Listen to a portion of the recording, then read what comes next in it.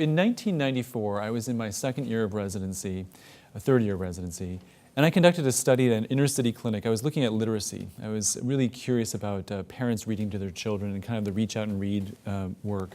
As part of that work, I did a survey of my patients, and I found that something like 10 to 20% had not a single book in their house. I was sort of shocked that even if you thought like a catalog or something else or a Bible or something could function as a book, that would be a book. But truly, 10 to 20% thought they didn't have a single book in the house. Yet, 100% had a television set. And in fact, it was something like 25% had two or more. And that was really, I mean, this is, how many years ago is that now? So I'm guessing if I did that same survey today, 100% of the patients, regardless of income, education, where they're at in the poverty scale, would have a cell phone or multiple perhaps in the family. So cell phones have kind of become the TVs of the 80s and 90s. And I know that this audience and people watching this, we're all in. We already got the idea of technology and how it's going to change healthcare. But I think like a socially conscious part of me really wonders how we can reach out to people who are less fortunate, who may not have the educational level or the technological level to really embrace this. I mean, I have a lot of patients who will not sign up for MyChart. I mean, for various reasons, even though I know they're on email or they're on Facebook, but they will not sign up for MyChart. If I can't breach that hurdle and kind of, get them engaged that way, I'm kind of concerned like where we're going to go with some of this stuff. So I guess this is more of a special populations question. Like, how are we going to reach out to people that we may not think of as being sort of the high-tech crowd that kind of gets this? It's going to be particular to the interface. So MyChart for a certain population might seem really heavy, might seem to be something that's really overly complex for them to look at. Without a significant amount of interpretation. I don't know what some of the data within the interface actually is telling me, right? So I might be completely overwhelmed. I'm not a physician, so I can't look at it and be able to interpret all those just on my own.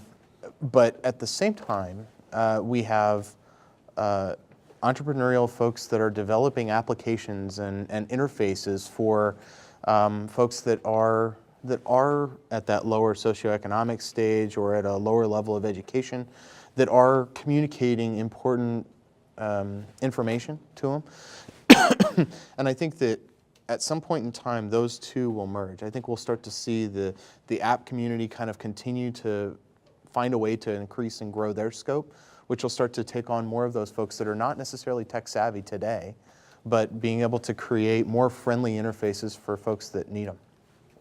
I think the work I have done, so we have developed patient engagement platforms and apps and things like that, which are very, very sophisticated, and they require smartphones and powerful smartphones, and they're high fidelity, and they have all kind of bells and whistles and sound and video and music and things like that. And then as part of the ethnographic research that we were doing in terms of rolling these things out, we hit on the segment of people who actually either don't have smartphones or are not tech savvy, right? So two comments there. One, I think many times the interface is complex, and we say people aren't tech savvy because the interface actually is terrible.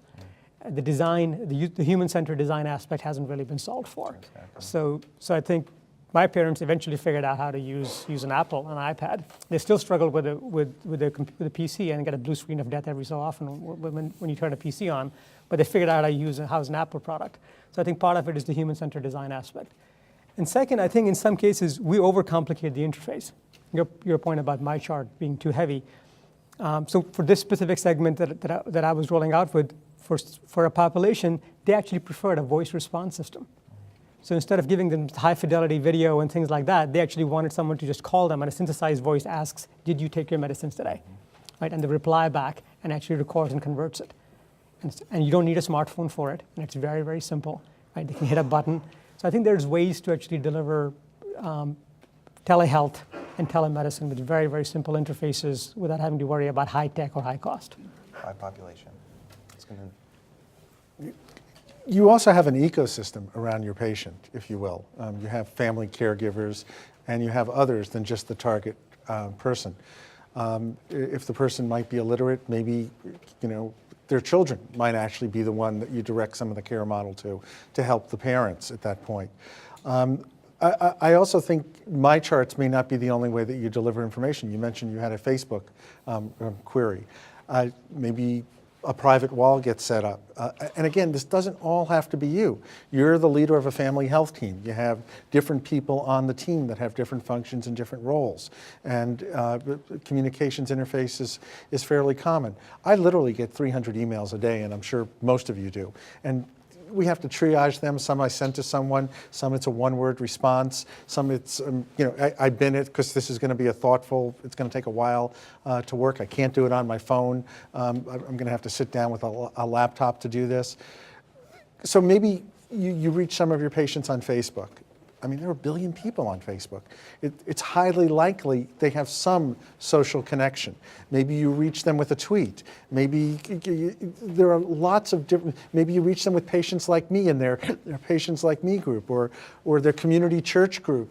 There are going to be lots of different ways to reach out through social media and different actors within the patient's ecosystem. It's not going to just be that one-to-one, you get one shot at them once a month or every 3 months. It's the app that they loaded on the phone that reminds them to do something. Or the app you loaded on their wife's phone that reminds them to do something. Again, it's that ecosystem of players and that diversity of how I approach people. That's what's going to actually happen. There's not going to be a one-size-fits-all.